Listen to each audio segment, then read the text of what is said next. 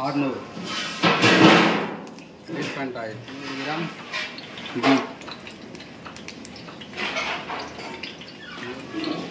பிரிஞ்சி இலை போட்டு ஹோல் கரம் மசாலா பட்டை கிராம்பு ஏலக்காய்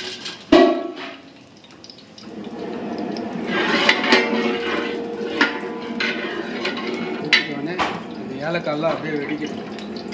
வெடித்தாதான் பிரியாணி ஃப்ளேவரு அருமையாக இருக்கும். அதுக்கு பிறகு ஆனியன் 3 கிலோவுக்கு 600 ஆனியன் தரோம். அது கூட க்ரீன் சில்லி 3 கிலோவுக்கு ஒரு 12 பச்சை மிளகா போட்டால் போதும். 12 பச்சை மிளகா போட்டால் இந்த எண்ணெயிலே போட்டு வதக்கி சொல்ல புதினா ஃப்ளேவரு பிரியாணியில் அட்டகாசமாக இருக்குது. ரெடியாக இருக்குது. முதல் கொஸ்டின் இருக்குது சொல்ல கொஞ்சம் இஞ்சி பூண்டு பேஸ்ட்டு இதில் போடணும்.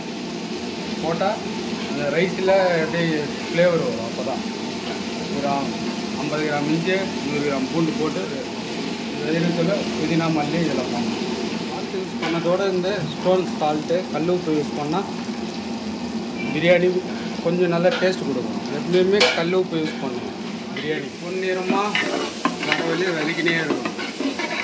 அப்போ தான் பிரியாணியோட ஃப்ளேவர் நல்லாயிருக்கும். 3 கிலோவுக்கு 300 இஞ்சி பேஸ்ட், 300 பூண்டு பேஸ்ட் அப்படியே நைஸாக இருக்கணும். தோலாக இருக்கக்கூடாது. இஞ்சி பூண்டு பச்சை வாசம் போகிற வரையும் மிக்ஸ் பண்ணினே இருக்கும். நல்லா எண்ணெயிலேயே அப்படியே ஃப்ரை ஆகும். அதில் மிக்ஸ் பண்ண சொல்ல வாசனை வரும். கம்மன்னு அப்போ தான் அது ரெடி ஆகிடுச்சுன்னா பூண்டு பேஸ்ட்டு நல்லா ஃப்ரை ஆகிட்ட பிறகு சில்லி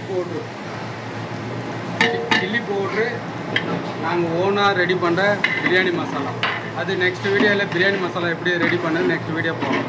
இப்போ இதில் 30 கிராம் சில்லி பவுட்ரு, 3 கிலோவுக்கு 30 கிராம் சில்லி பவுட்ரு ஓனாக ரெடி பண்ணுற கரம் மசாலா. ஒரு 250 கிராம் கர்டு இருந்தால் போதும். 250 கர்டு இது நல்லா இதிலே நல்லா மிக்ஸ் பண்ணணும். நம்ம எதுவும் கலர் எல்லாம் எதுவும் ஆட் பண்ண போகிறோம். 450 தக்காளி நல்லா மேஷ் ஆகணும். பயிர் கொஞ்சம் ஏற்றிக்கின்னு நல்லா மேஷ் ஆகும். பிரியாணி மசாலா கிரேவி ரெடி ஆகணுன்னா நம்ம ஊற்றின ஆயில் அப்படி லைட்டாக அப்படி வரணும். அப்போ தான் ரெடி ஆகிக்கலாம் போட்டால் நல்லா ஃப்ளேவர் வரும். தக்காளி எல்லாம் அப்படியே கரையணும். இது போல் ஆயில் வந்துச்சா இது போல் டைமில்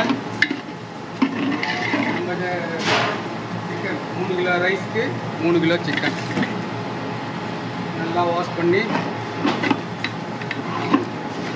அப்படியே அசாத கலக்கு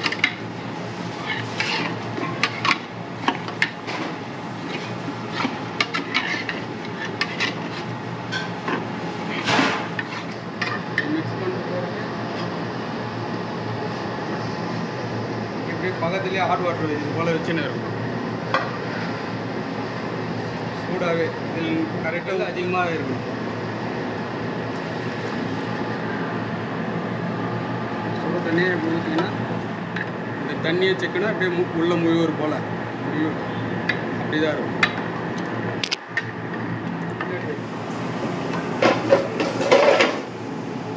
கரெக்டாக கம்ப்ளீட் அப்படியே 3 லெமன் ஜூஸ் 3 கிலோ பிரியாணிக்கு 3 லெமன் ஜூஸு அதிகபட்சம். இது போல் கொதி சுடு தண்ணியில் ரைஸ் பண்ணுறோம். அது வெளியே மூடி போட்டு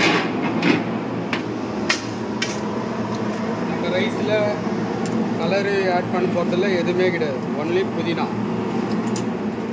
இப்போ ஃப்ளேவருக்காக ரோஸ் வாட்டர் ஊற்றணும். அதிகமாக ஊற்றினால ஃப்ளேவர் அதிகமாக வந்துடும். ரோஸ் வாட்டர் அதுக்கப்புறம் கேரா வாட்டர்.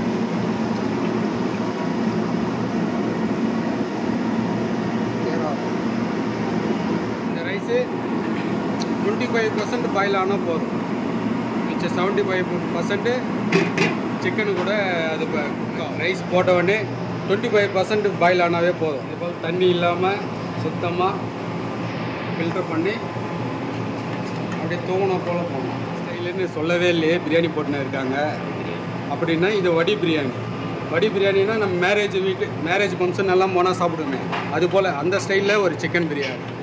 மட்டன் பிரியாணி வேணும்னா நெக்ஸ்ட் வீடியோ கமெண்ட் பண்ணுங்கள், அது எப்படின்னு நம்ம பார்ப்போம். பாருங்கள், தண்ணியும் ரைஸும் ஒரே ஈக்குவலாக இருக்குது, அதுபோல் தான் இருக்குது. ஒரு குறிப்பி தலைகீழாக எடுத்துட்டு ஒரு லைட்டாக ஒரு மிக்ஸி.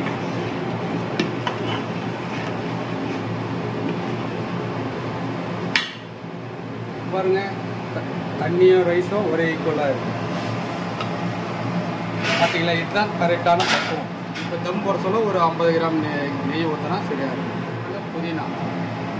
புதினா மல்லி, இந்த வாழையில ஃப்ளேவரு இந்த பிரியாணியில் இறங்குனா வாசனை அதிகமாக வரும் ஃப்ளேவர், அதனால தான் வாழையில போடுறோம்.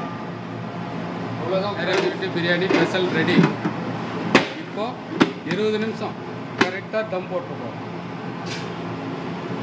நமக்கு வேறு எதுவும் யூஸ் பண்ணுவேன். பக்கத்துலேயே இந்த ஆட் வாட்டர் வச்சல, இந்த ஆட் வாட்டரே தூக்கி வச்சுனாலே சரியாக போயிடும். கரெக்டாக 20 நிமிஷம் இது போல் ஸ்டீம் வருதா, அப்போ தான் பிரியாணி ரெடி ஆகிடுச்சுன்னா 20 நிமிஷம் டைமும் 20 நிமிஷம் கரெக்டாக ஆகிடுச்சு.